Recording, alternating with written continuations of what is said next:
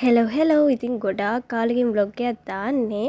ඇත්තටම මට vlog දාන එක අමතක වෙලා තිබුණේ නැහැ. මට හිතුණා vlog එකක් දාන්න ඕනි කියලා. ඒ වුණාට මේ වැඩත් එක්ක ඒක මට මිස් වුණා.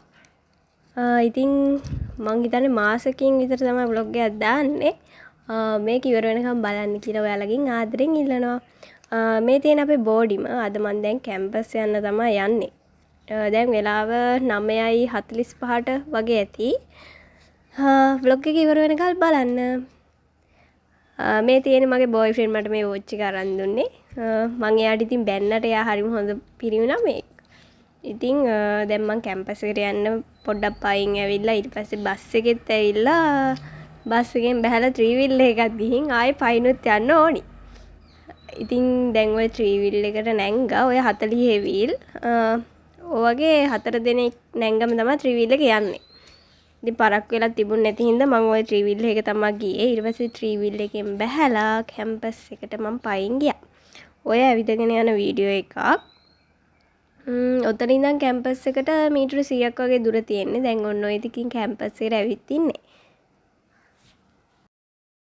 ඒ කාලේ මතකය මහලම් වෙලා රිත වූවා ඇති තරම්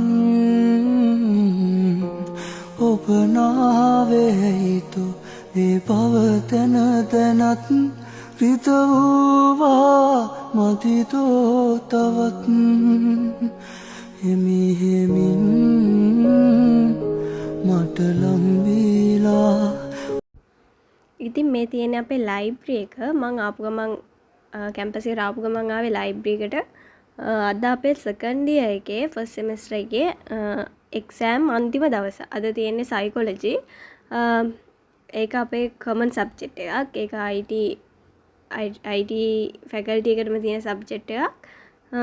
ඉතින් ඒකට තමයි තියෙන එක්සෑම් එක. දැන් ඔන්න මේ පාඩම් කරලා අපි දෙන්න යනවා මායි මගේ යාළුවා යනවා මේ එක්සෑම් හෝල් එකට. එකේ ඉඳලා 4 වෙනකන් තියෙනවා පැය දෙකක්. මේක non GPA. ඒ හින්දා වැඩිය මහන්සි වුණෙත් නෑ non GPA.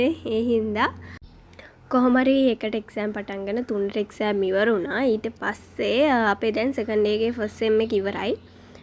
ඊට පස්සේ ඉතින් එක්සෑම් ස්ට්‍රෙස් උත් රිලීස් වෙන්න කියලා හිතාගෙන අපි ගියා කොල්ලුපිටිය.